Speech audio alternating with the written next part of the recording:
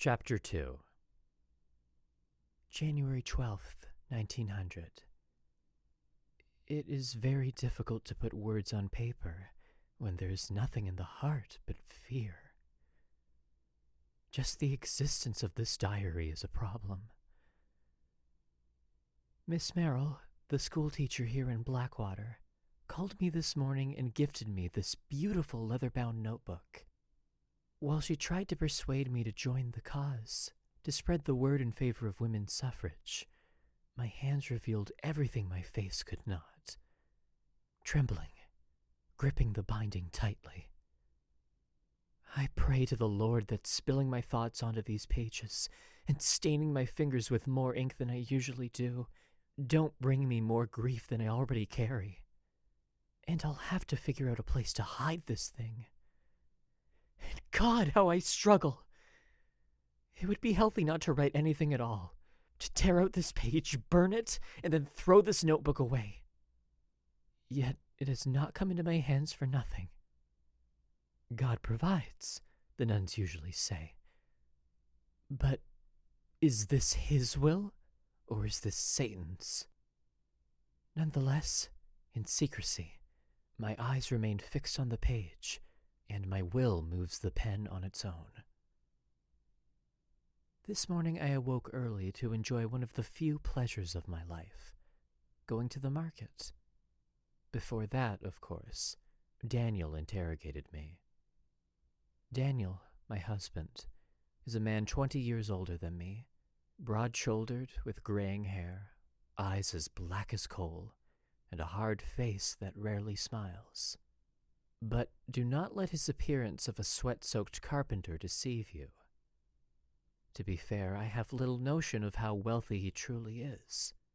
I know nothing of his business, beyond I have a meeting, or I agreed to speak with people at the bank. And truth be told, I have no right to poke my nose into his business anyway. Needless to say, it is not the same the other way around.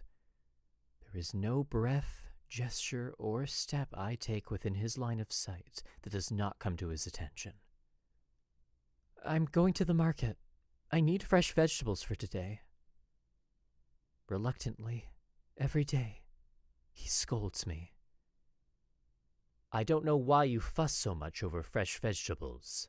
Once they're cooked, nobody can tell the difference, woman. I smiled and answered as I always do.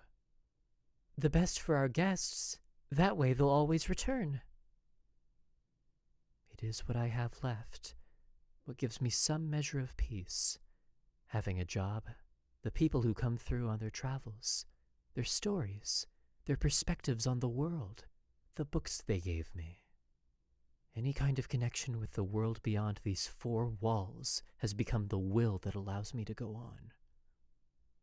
May God not take this small crumb of happiness from me. The scents of freshly harvested tomatoes, the sweetness of a carrot just pulled from the earth, the passerbys' voices, the skins on the saddler's counter, the fish still twitching in the fisherman's cart. And after all the purchases, I stopped by the apothecary's wagon.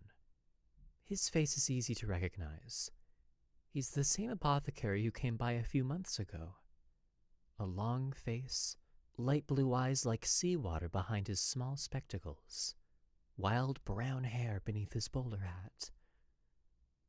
It amuses me that every time he appears, a trail of herbal scent follows him. This morning it was eucalyptus. Perhaps his previous stop was tall trees? I did not dare ask.